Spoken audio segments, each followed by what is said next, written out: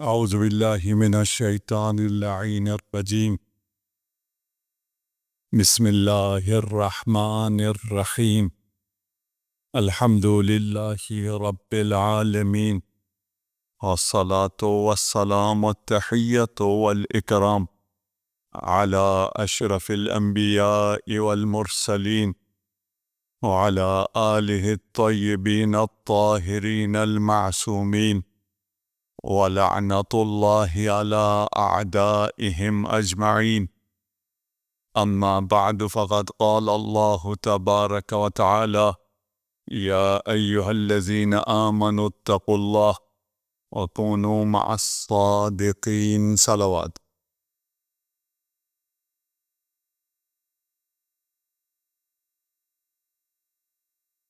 الحمدللہ، خدا نے ہمیں عزادار گھرانے میں پیدا کیا، اور ہم سے زیادہ انہیں خدا کا شکر کرنا چاہیے جو عزادار گھرانے میں تو پیدا نہیں ہوئے لیکن آج فرش عزا پر ہیں۔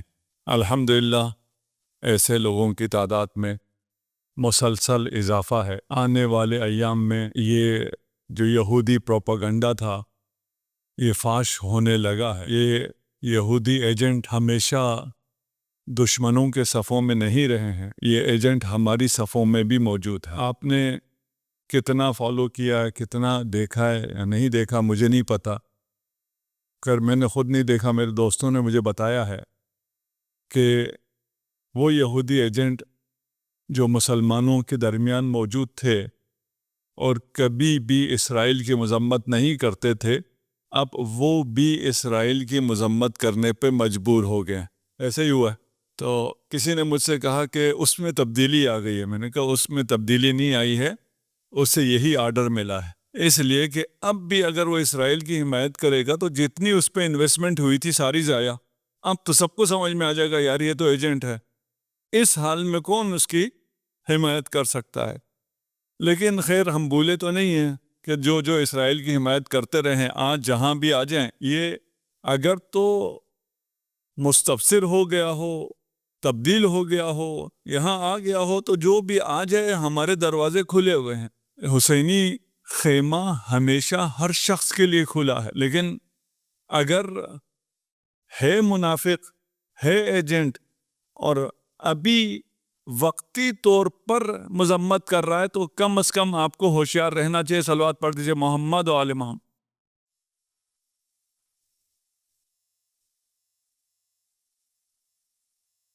یہ عزاداری شعر ہیں اور انجمن کی طرف سے آپ دیکھ رہے ہیں آج بھی انتظامات میں تبدیلی ہے۔ امام بارگاہ آگے بڑھ گیا ہے اور یہ امام بارگاہیں آگے بڑھتی رہیں گی انشاءاللہ۔ یا اللہ، تو ان انتظامات کے لیے یقیناً آپ کے تعاون کی ضرورت ہے۔ اس کے لیے آپ کو یہ شعر 500 روپے کا مجھے دیا گیا، یہ میں نے ابھی خریدا نہیں ہے، مجھے دیا گیا ہے۔ میرے خیال ہے مختلف قیمتوں کے ہوں گے، سب 500 کے ہیں۔ تو 500، اگر کوئی 500 نہیں کر سکتا تو 2 آدمی مل کے بھی یہ لے سکتے ہیں۔ قربانی میں جیسے آپ حصہ ڈالتے ہیں، اس میں بھی آپ حصہ ڈال سکتے ہیں۔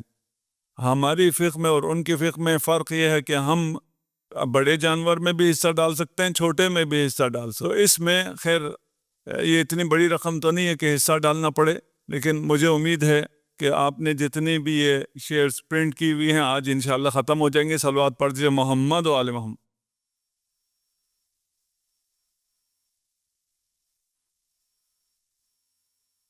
کل کیونکہ احتجاج کا پروگرام تھا، عزاداری احتجاج ہے، اس سے بات آئی یہود پہ، تھوڑا بہت ہم جتنا بات کر سکتے تھے ہم نے یہود پہ گفتگو کی۔ آج جو ہم ساری گفتگو کر رہے تھے اس کو اس نتیجے تک پہنچائیں گے کہ یہود کی سازشیں اسلام کے خلاف کب سے شروع ہوئی ہیں، اس لیے کہ قرآن کہتا ہے یعرفونہ کما یعرفون ابناءہم، وہ رسول خدا کو ایسے جانتے تھے جیسے وہ اپنے بچوں کو، بیٹوں کو جانتے ہیں۔ اپنے بچے کو پہچاننے میں کسی کو کبھی غلطی نہیں ہوئی ہے۔ وہ اگر اپنے بچوں کی طرح رسول خدا کو جانتے تھے تو رسول خدا کے اجداد کو بھی جانتے تھے۔ اگر رسول خدا کے اجداد کی کوئی معرفت نہیں رکھتا ہے تو وہ مسلمان ہے۔ ہم تو الحمدللہ کوشش کرتے ہیں۔ یہ جو یہود ہیں جن کی کل کچھ تاریخ آپ کے سامنے ہم نے بیان کی، انہوں نے جب دیکھا کہ اس دنیا میں علامات ظاہر ہو گئی ہیں، کسرا ٹوٹ گیا، آتش جو کیا تھا اس کا نام بھول گیا میں، آتش کدے کا نام بھول گیا، آتش کدے کی آگ خاموش ہو گئی، باقی جو علامات ظاہر ہوئی تو وہ کیونکہ جانتے تھے وہ مکہ چلے آئے ڈھونڈنے کے لیے کہ یہ علامت ہے اور ان علامات کے مطابق ابھی آخری نبی آ گیا ہے، تو اس کی تلاش میں آئے۔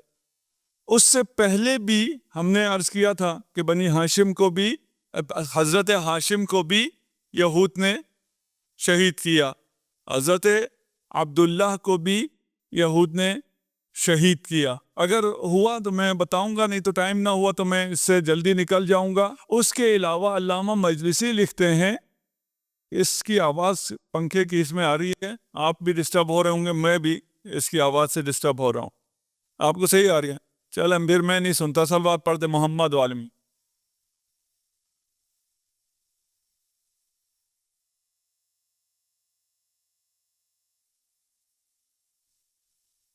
یہود حضرت آمنہ پر بھی قاتلانہ حملہ کرتے رہے جب آپ حاملہ تھیں، اس سے پہلے بھی، یہاں بھی، اور جسے آپ اسلام کا ہیرو بناتے ہیں ورقہ بن نوفل، اس کی بہن نے جو آفر کی تھی وہ بھی شاید آپ کو یاد ہو، جو نہیں ہے وہ سمجھ لیں کہ اس کی طرف سے بھی آفر آئی تھی۔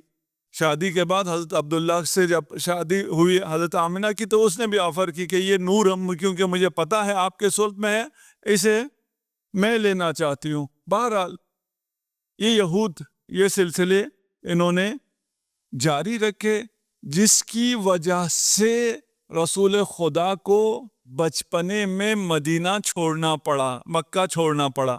حلیمہ سعدیہ جو لے کے گئی ہیں وہ اس لیے نہیں ہے کہ دودھ پینا تھا، یہ سارے پنکھے ہٹا دیں گے تو بھی میرے سے مسئلہ ہو جائے گا، تھوڑا سا ایک ہاتھ ہٹاتے صلوات پڑھ دیں محمد علیہ۔ انہوں نے، یہود نے، ایک تو خود ان کے پاس انفارمیشن کافی تھی، اس کے علاوہ یہ تحقیق خوب کرتے ہیں۔ ابھی بھی اگر یہ لوگ تھوڑے سے ہونے کے باوجود ہم سے آگے ہیں تو اس لیے ہم سے آگے ہیں کہ یہ تحقیق کرتے ہیں، تحقیق کر کے تحقیق کے مطابق عمل کرتے ہیں، نہیں کرتے یہ الگ مرحلہ، تحقیق کے مطابق عمل بھی کرنا چاہیے، لیکن اگر انسان کی نفسانی خواہشات آڑے آئیں تو وہ تحقیق کے مطابق عمل نہیں کرتا ہے۔ انہیں جب پتہ چلا کہ آخری نبی نے آنا ہے اور آخری نبی مدینہ کے اطراف میں کہیں آئے گا، یہ یہود اپنے گھر بار چھوڑ کر مدینہ کے اطراف میں آباد ہو گئے تھے۔ اوس و خزرج کو ہمیشہ یہ کہتے تھے ابھی تم ظلم کر لو، لیکن جب آنے والا آئے گا اس کے بعد ہم تمہیں دیکھ لیں گے، اس کے بعد ہماری حکومت آئے گی۔ لیکن ان کے لیے صدمہ یہ تھا کہ یہ پتہ چلا کہ یہ جو آنے والا نبی ہے یہ بنی اسماعیل میں سے ہے، بنی اسرائیل میں سے نہیں ہے۔ بنانا کس نے تھا؟ خدا نے۔ نبوت تو خدا کی طرف سے ہی ہے، جو نبوت خدا کی طرف سے ہے وہ بھی اگر اپنے خاندان میں نہیں ہے تو منظور نہیں ہے۔ یہ انسان ہے، تحقیق پہنچی یہاں پر، اس تحقیق کے بعد آگے نہیں چلے۔ بہرحال وہ کیونکہ محقق قوم ہے، تحقیق کرتی ہے، اور ہمیں بھی چاہیے۔ ابھی یہ جو اتنا جوانوں کا، اکثر جوانوں کا یہ مجمع ہے، اور یہ میرے لیے بہت خوشی کی بات ہے کہ اتنے جوان، جو جہاں دیکھ رہا ہوں جوان ہیں، شاید جو بزرگ ہیں وہ بھی مجھے جوان نظر آ رہے ہیں حب علی ابن ابی طالب میں، لیکن اکثریت جوانوں کی ہے۔ آپ کو تحقیق کرنا ہے۔ یہ جو اسرائیل حملے کر رہا تھا اور جوان ہمارے پاس آتے تھے کہ بھئی ہم کیا کریں، ہم کیسے احتجاج کریں؟ اگر تم نے احتجاج کرنا ہے تو اچھی طرح پڑھو، اچھی طرح پڑھو۔ یہ جو ابھی خیبر شکن میزائل لگے ہیں، یہ کچھ بچوں نے بیٹھ کے اچھی طرح محنت کی ہے تبھی تو بنے ہیں نا۔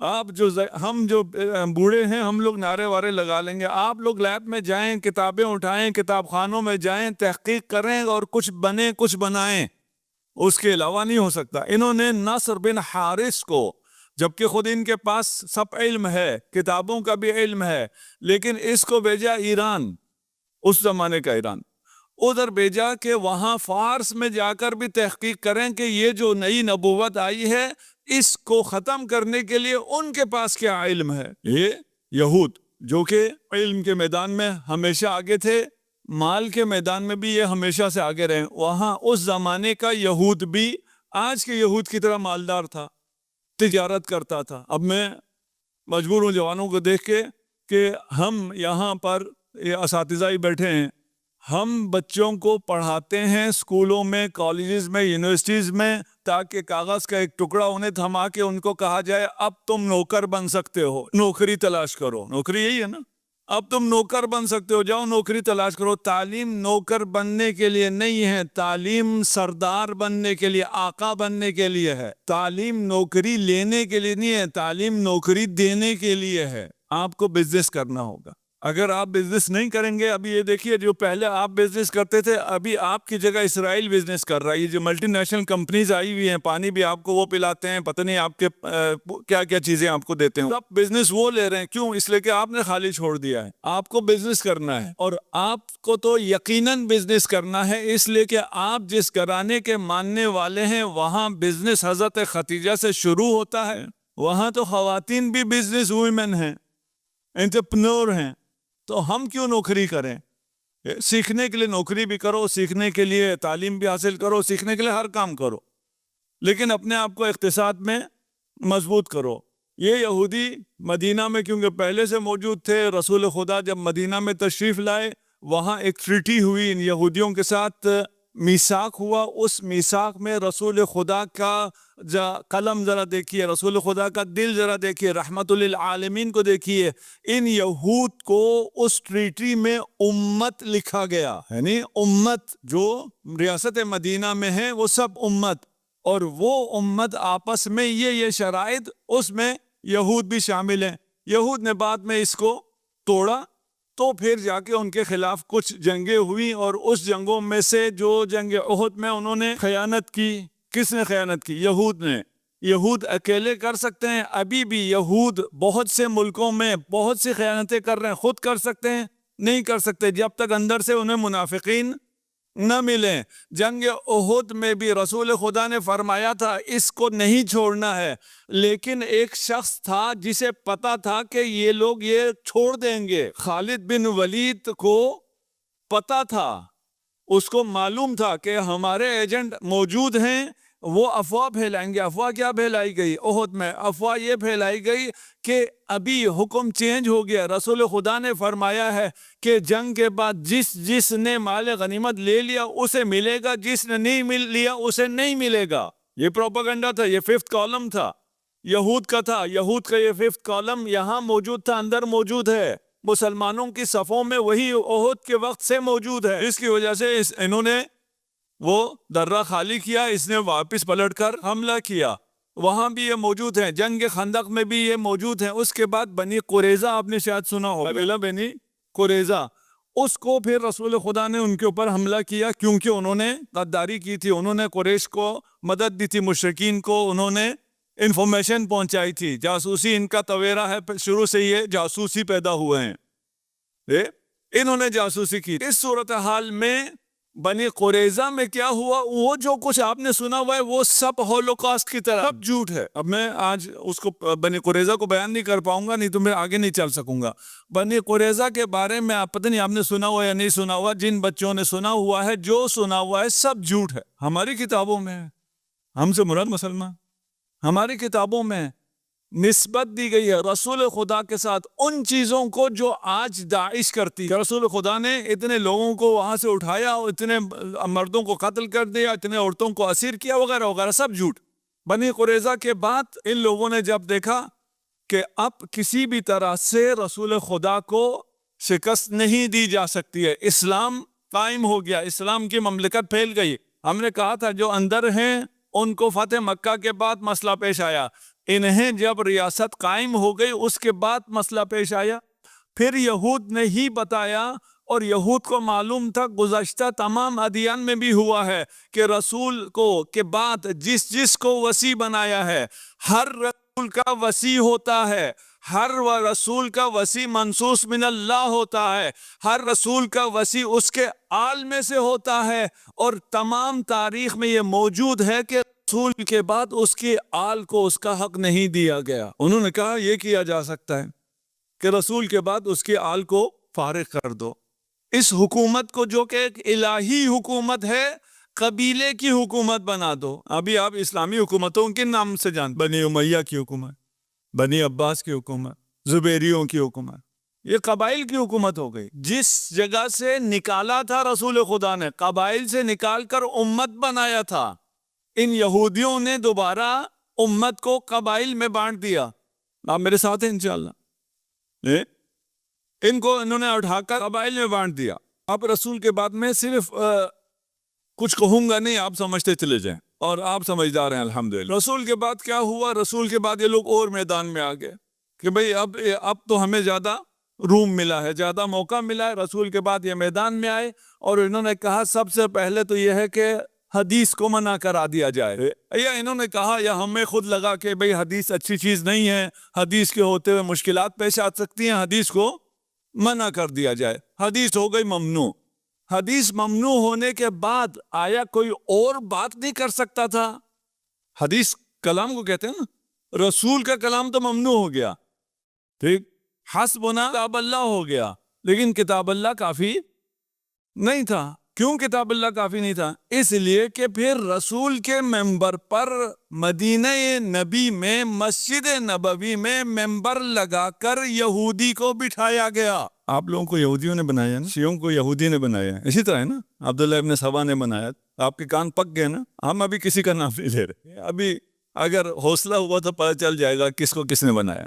ہمیں ایک یہودی عبداللہ ابن سبا نے بنایا ہے، ٹھیک ہے جی، ممبر رسول ہے، مسجد نبوی ہے، ایک یہودی کو ممبر دیا جاتا ہے، وہ اس ممبر پر بیٹھ کے کہتا ہے کہ تمہیں جو کچھ کتاب سے نہ ملے وہ مجھ سے پوچھو۔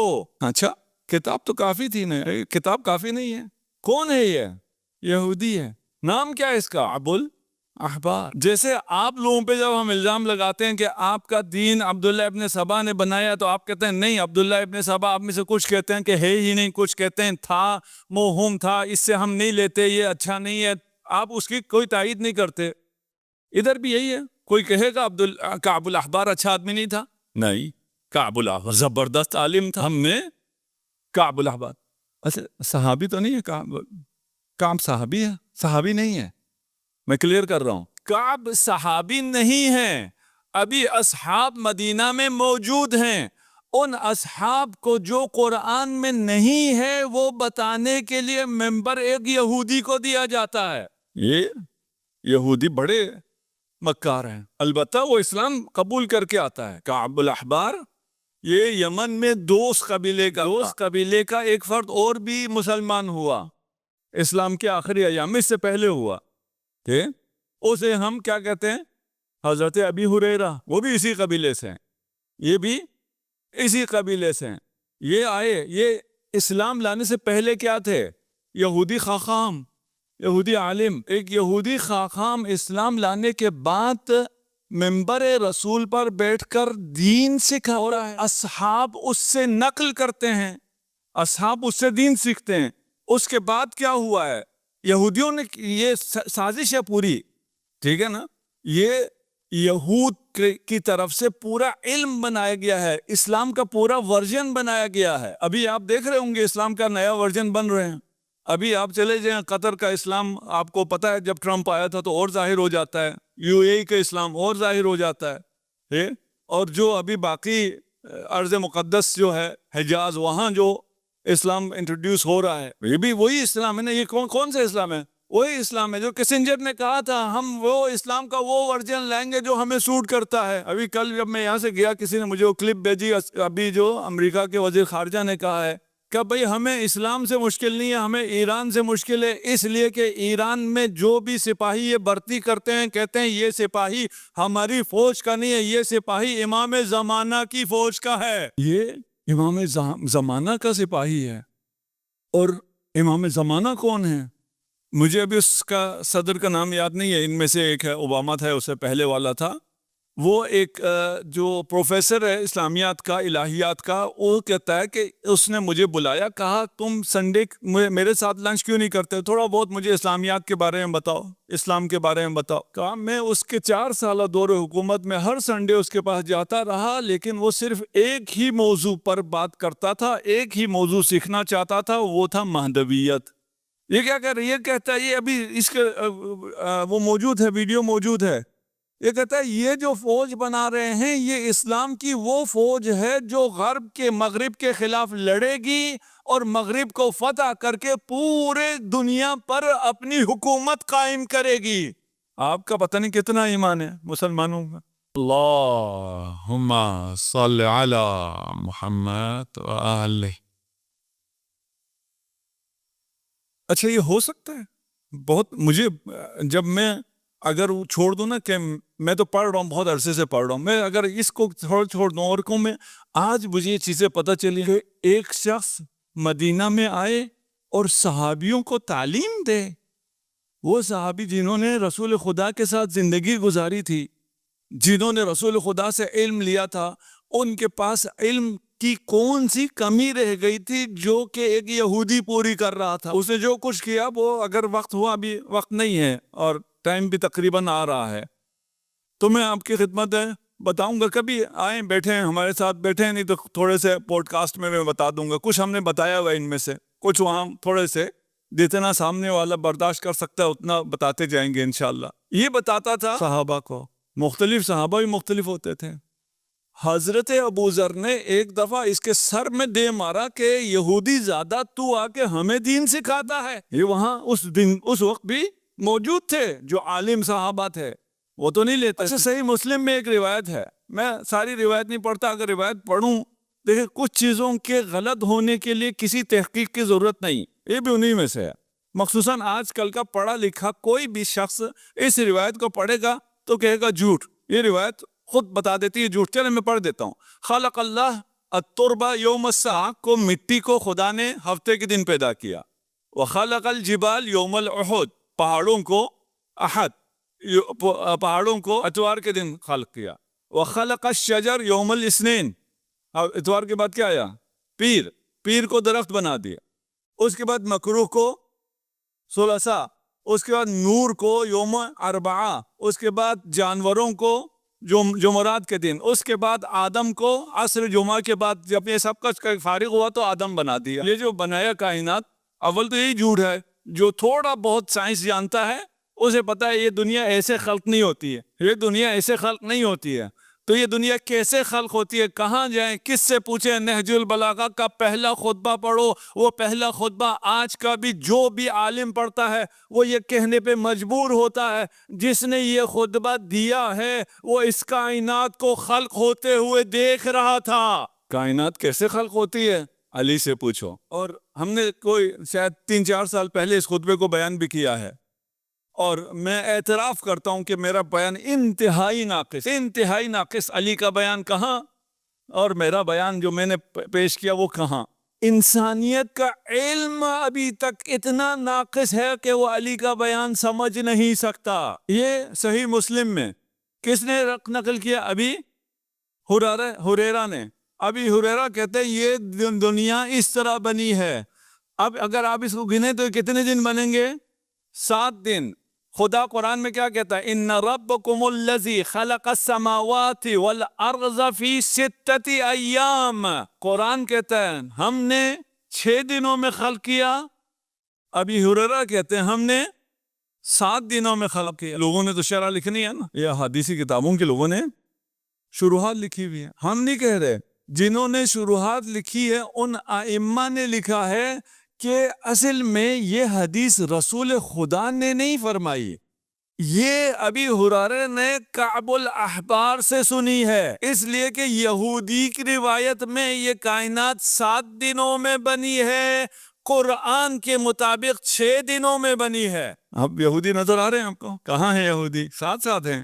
نہیں، یہودی جو ہیں وہ عبداللہ ابن سبا ہے، اس نے ساری خرابی مچائی. اس نے جو ہے سارے امت کو تقسیم کر دیا. یہ سارا جو ہے، یہ جو شیعہ بنا ہے، سارا عبداللہ ابن سبا نے. ہم تو کسی کو الزام نہیں لگا دے رہے نا, ہم تو اپنے اوپر ان کا الزام دہرا رہے ہیں, اس میں کیا حرج ہے؟ یہ کیسے ہو سکتا ہے کہ سنا ہو کعب احبار سے نسبت دے رسول خدا سے؟ یہ جو ایکسکیوز پیش کر رہے ہیں, عذر پیش کر رہے ہیں, یہ عذر بدتر از گناہ ہے. اس کے بعد ایک کام اور ہوا ہے. دوسرا کام کیا ہوا ہے؟ قول صحابی کو خود سے کچھ کہ ہے, تو اسے ہم لوگ, یہ جو ورژن ہے اس میں اسے قول رسول لیتے ہیں. بھئی صحابی کہہ رہا ہے تو اس نے رسول سے سنا ہے نا, کسی اور سے تو کیا سنے گا؟ کسی اور کو تو ہم نے منبر دیا ہی نہیں ہے. اگر اس بات کو سمجھا جائے تو پھر بہت حد تک واضح ہو جائے گا ان کو پہچاننا وحدت کے لیے ضروری ہے. وحدت کے لیے ابھی ہمیں اتحاد چاہیے نہیں چاہیے؟ ہمیں ابھی اسرائیل کا ہی ایک چھوٹا ورژن ہے, حقیر سا ورژن ہے, جس نے ہم پہ حملہ کیا. اس کے پیچھے اسرائیل تھا نہیں تھا؟ ٹھیک, اس کے پیچھے بھی اسرائیل تھا. اسرائیل کے پیچھے جو شیطان بزرگ ہے وہ بھی اس کے پیچھے تھا, وہ بھی اپنی جگہ پہ موجود تھا. اب پاکستانی قوم کو متحد ہونا ہے دشمن کے مقابلے میں. متحد ہونے کے لیے کیا کرنا پڑے گا؟ سب سے پہلے تو اسرائیل کے ایجنڈوں کو پہچاننا پڑے گا. بھئی اس ایجنٹ کو پہچانے بغیر اسی ایجنٹ کے ساتھ سب متحد ہو جائیں اس کی قیادت میں, تو یہ اتحاد کیا فائدہ دے گا پاکستان کو, اس ملک کو, اس ملت کو؟ وہ اتحاد کیا فائدہ دے گا؟ اس میں سب سے پہلے یہ ہے کہ ان کو پہچانو کہ کیا ہوا ہے. بھئی یہ جو انقسامات ہوئے ہیں, یہ جو فرقے بنے ہیں, کیسے بنے, سمجھ میں آ جائے, اتحاد ہو جائے گا. ہم اتحاد کی بات کر رہے ہیں, ہم کوئی لڑانے کی بات نہیں کر رہے. اور اگر کہیں کبھی ہمارا لہجہ ایسا ہو جائے تو پھر اس کے لیے ہم معذرت خواہ ہیں, اپنے لہجے کے لیے معذرت خواہ ہیں. باتیں ساری ٹھیک کر, بات کوئی ایسی نہیں کر رہے.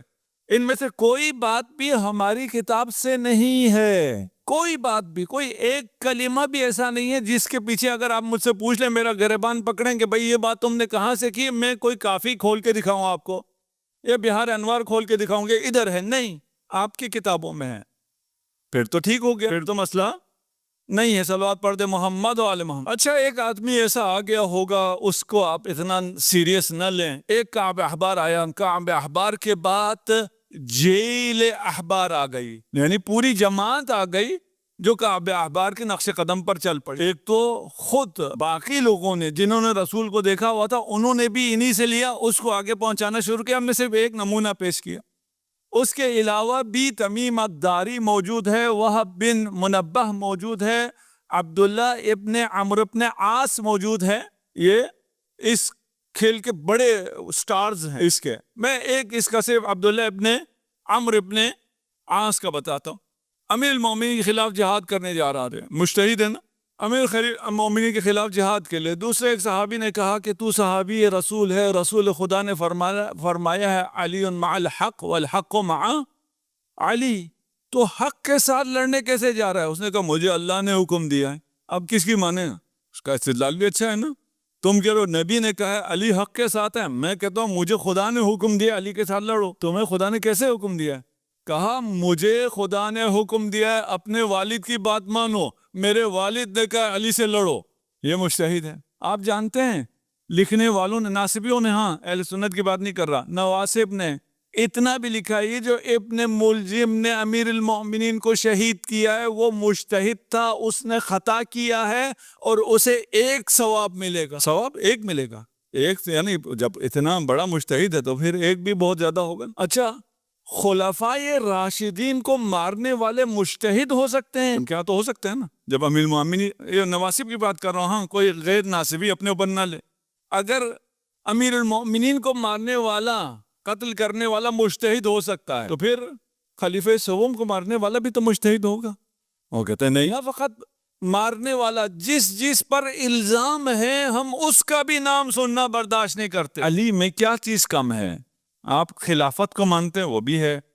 آپ صحابی ہونے کو مانتے ہو, وہ بھی ہے. آپ اہل بیت کو مانتے ہیں, وہ بھی ہے. تو علی میں وہ کیا کم ہے جس کی وجہ سے آپ قاتل علی کو مجتہد کہہ کے ثواب دلا رہے ہیں؟ وقت تقریباً آ گیا, اور صرف ایک بندے کا اور میں نام لوں, کل ہو سکتا ہے میں پیش کروں اور ہو سکتا ہے پیش نہ کروں. حمران ابن, اس کا اصل نام, بعد میں اس نے تبدیل کر کے حمران ابن ابان کر دیا. کیوں کیا؟ تاکہ پتہ نہ چلے کہ یہ عرب نہیں ہے, غیر عرب تھا. یہ 40 بچے خالد بن ولید نے پکڑے تھے، میں نے درمیان میں اس کا ذکر کیا تھا، اسی مجلس میں شاید کی. سبایا عین التمر، ان بچوں کو تیار کیا جا رہا تھا اسلام کے خلاف اسٹریٹجک پلان کرنے کے لیے. ان کے سر منڈوائے ہوئے تھے، ان کے ختنے کیے ہوئے تھے، ان کو قرآن کی تعلیم دی جا رہی تھی، ان کو تورات کی تعلیم تھی تاکہ یہ اسلام میں جا کر عالم بن کر خرابیاں مچائیں. لیکن یہ پہلے پتہ چل گیا. پہلے پتہ چلنے کے بعد کیا ہونا چاہیے ان 40 کے ساتھ؟ ان 40 کو مدینہ کے بڑے بڑے گھروں میں جگہ مل گئی، کسی کے اوپر کوئی مقدمہ نہیں چلا.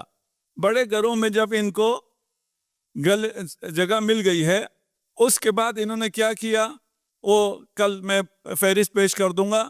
اس کا صرف ایک میں نمونہ پیش کر دیتا ہوں، تھوڑا سا میرے پاس 5 منٹ شاید وقت ہو.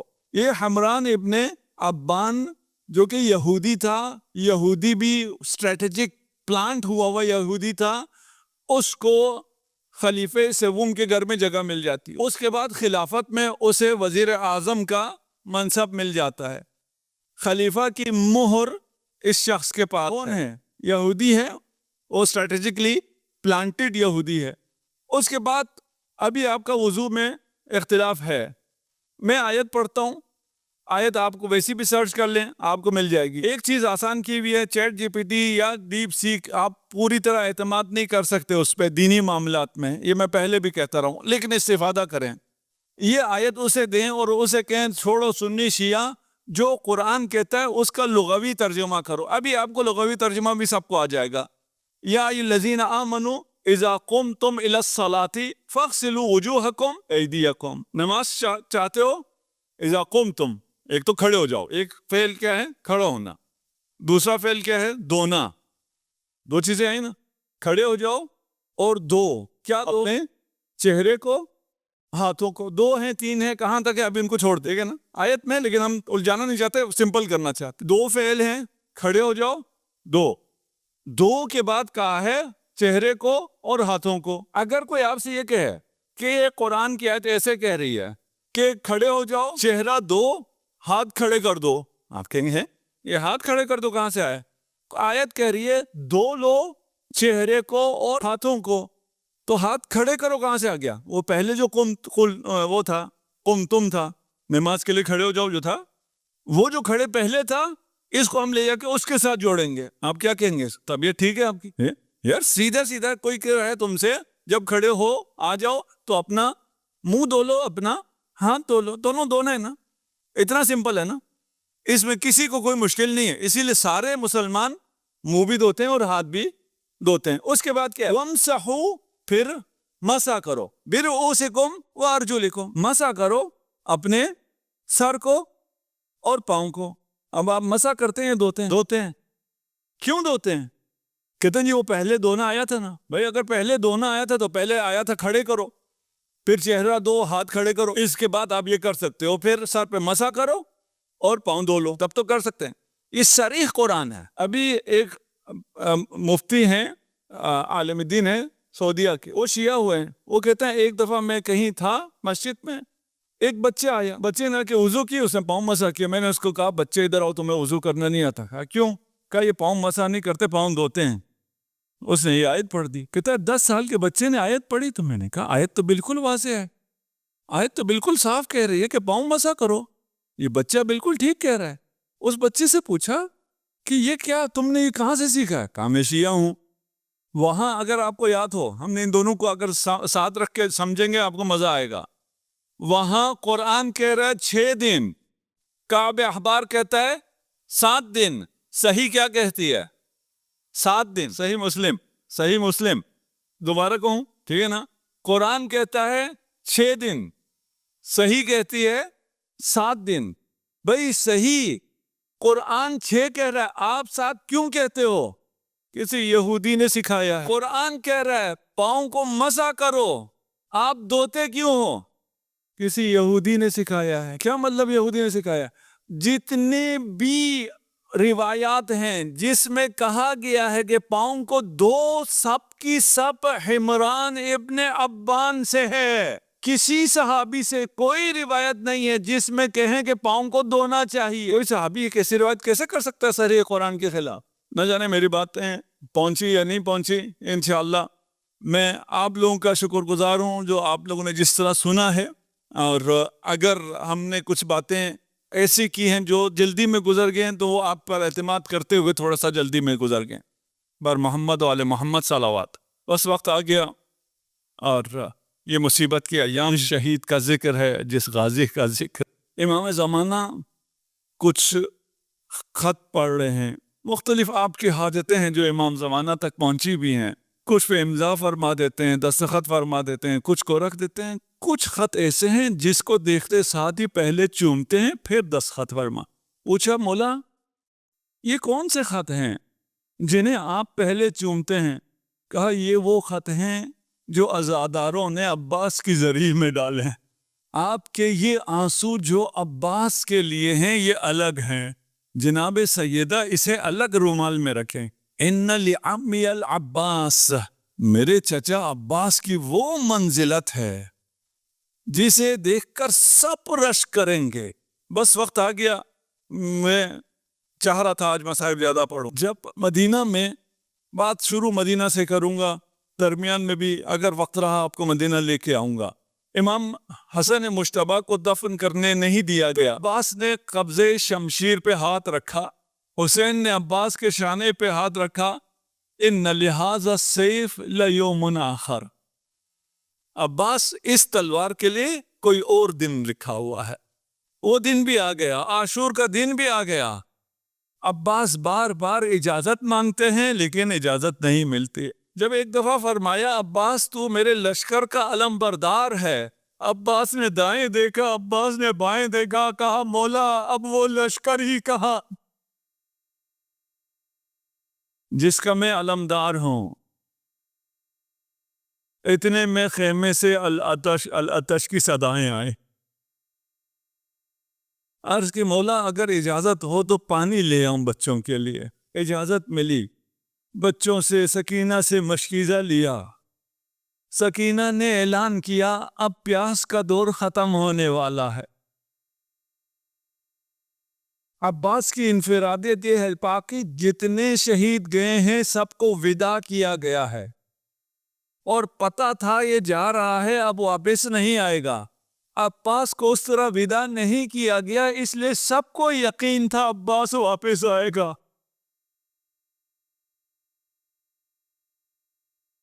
اجرکم علی اللہ. کاش وقت بچا ہوتا میں مصائب پڑھتا. جو وقت کم رہ گیا ہے آپ گریہ کر کے اسے پورا کر دیجئے گا. عباس چلے، فرات میں اترے، پانی کا چلو میں بھرا لیکن پانی نہیں پیا. واپس تشریف لائے، 2000 تیر انداز شریط الفرات پر موجود تھے. ان تیر اندازوں کو پار کر کے عباس پہنچے تھے. اب لعین درختوں کے پیچھے چھپے بیٹھے تھے. چھپ کے ایک لعین نے وار کیا، عباس کا دایاں شانہ شہید ہو گیا. مشکیزے کو بائیں شانے پہ رکھا، بایاں شانہ بھی شہید ہو گیا. مشکیزے کو اپنے دانتوں میں پکڑا، اپنے وجود کو مشکیزے کے اوپر رکھا. ایک تیر آیا، مشکیزے میں پیوست ہوا، یہاں مشکیزے سے پانی نکلا، وہاں عباس کی روح پرواز کر گئی.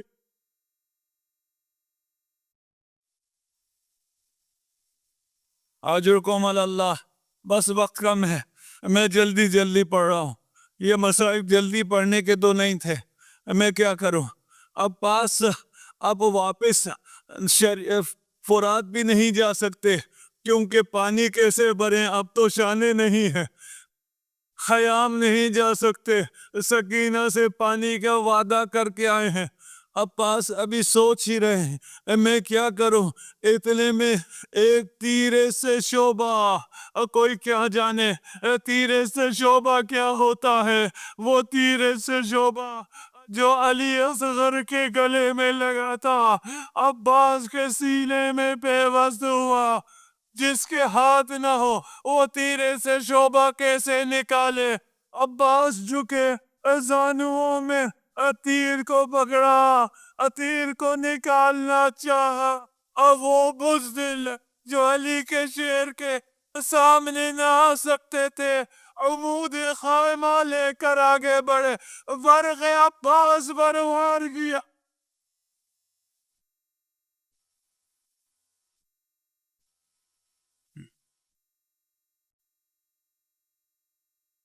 اجرکم علی اللہ.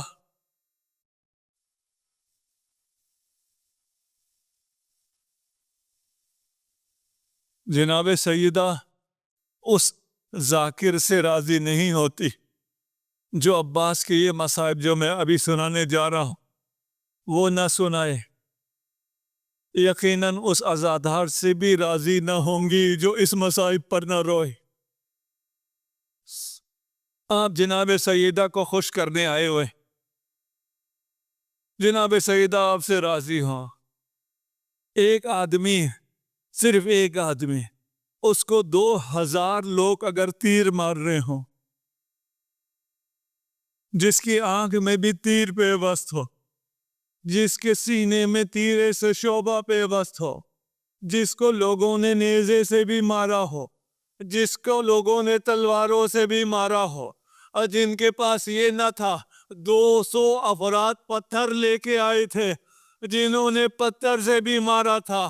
اب یہ شہید، یہ غازی اسپ سے نیچے آ رہا ہے، ہاتھ بھی نہیں ہے. جب گھوڑے سے نیچے آنے لگا زہرا نے لب چھوڑی، آ کر فرمایا بیٹا عباس حسین کو بولا.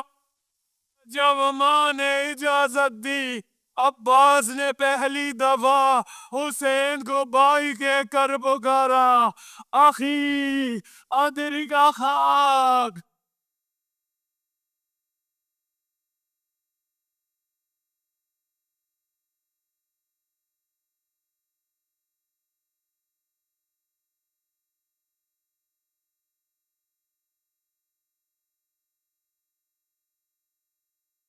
اجرکم علی اللہ. خدا سلامت رکھے آپ کو.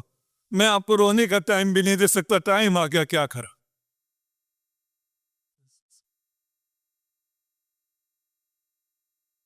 جب عباس نے آخری سلام دیا، عباس نے بھائی کہہ کے حسین کو مدد کے لیے بلایا. حسین چلے. جانتے ہو کہاں ہے خیام، کہاں ہے مقام عباس. حسین کو آنے میں دیر لگ گئی. ان لعینوں نے عباس ابھی زندہ ہے، عباس کو تاراج کرنا شروع کیا. کسی نے زرہ لوٹی، کسی نے قمیص اتاری، کسی نے انگوٹھی اتاری. جب لوٹ چکے ابھی وہ بغض جو علی کا تھا، علی کا شیر ابھی ہاتھ نہیں ہے. انہوں نے اپنا بغض نکالنے کے لیے کیسے کہوں، جو بزرگ ہے میں اپنی ماں سے کہوں گا اس جملے کو نہ سنیں. ان لعینوں نے قطع و تجل عباس کے دونوں پاؤں بھی شہید کر دیے.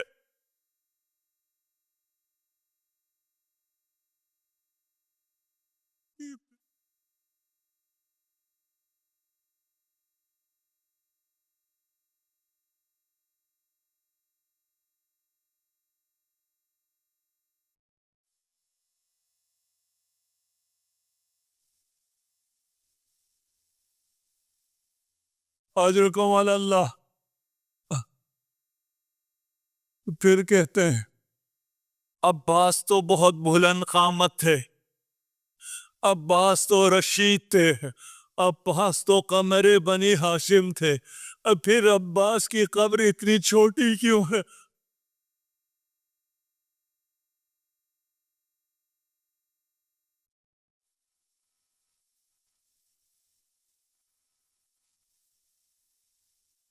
اجرکم علی اللہ. لعینوں کا ابھی بغض اترا نہیں ہے، ابھی عباس زندہ ہیں. لعین آگے بڑھے کہ سر تن سے جدا کیا جائے، لیکن حسین پہنچ گئے.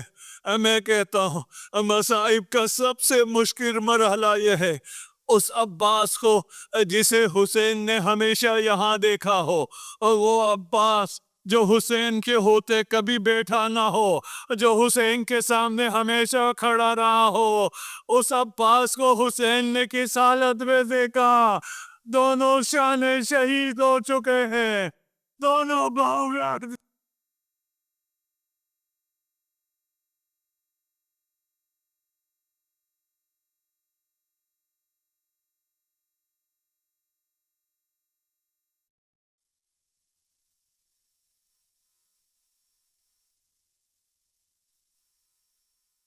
میں کیسے بیان کروں؟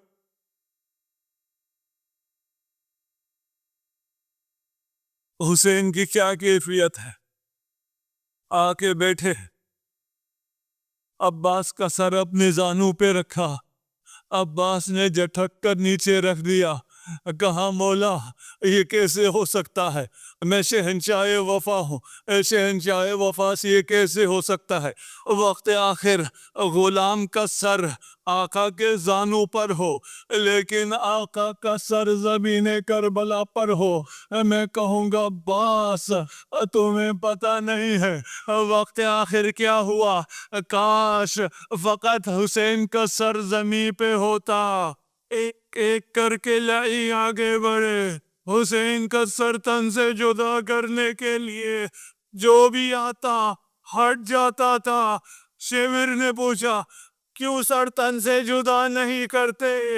کہا جب ہم حسین کی آنکھوں میں دیکھتے ہیں ہمیں رسول خدا کی آنکھیں نظر آتی ہے۔ رسول خدا ہم سے کہتے ہیں اے میرے بیٹی کو ذبح نہ کرو۔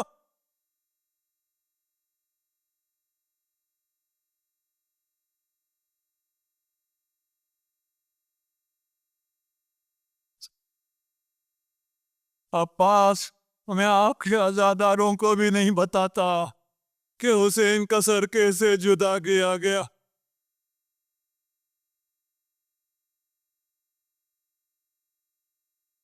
عباس کو اٹھانا چاہا، فرمایا میری ایک خواہش ہے، میری ایک آخری خواہش پوری کر دیجئے۔ کہا کیا خواہش ہے؟ کہا آپ کی آخری بار زیارت کرنا چاہتا ہوں۔ فرمایا حسین، عباس میں تمہارے پاس موجود ہوں۔ کہا ایک آنکھ میں تیر ہے، ایک آنکھ میں خون ہے، اگر آنکھ صاف کر دی جائے تو میں آپ کی زیارت کر لوں۔ اور جب آخری زیارت کی عباس تیار ہوئے، کہا ایک اور خواہش ہے، مجھے یہی رہنے دیجئے گا، مجھے لے کر نہ جائیے۔ سکینہ سے پانی کا وعدہ کر کے آیا تھا۔ عباس کی روح پرواز کر گئی۔ حسین نے اٹھنا چاہا لیکن اٹھ نہ سکے، تلوار کا سہارا لے کر اٹھنا چاہا ابھی بھی نہ اٹھ سکے۔ فرمائے ان کا سرا ظاہری وقلت حیلت۔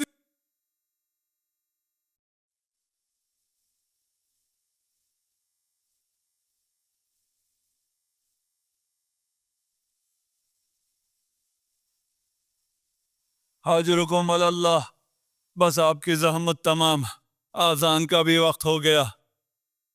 حسین نے علم کا سہارا لیا، علم کو لے کر خیام کی طرف چلے۔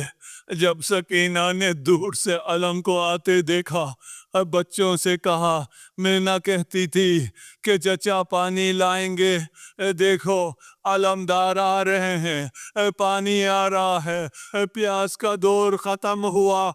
بچوں کو لے کر، بچوں کا جلوس لے کر سکینہ آگے ہے، علم سامنے سے آ رہا ہے۔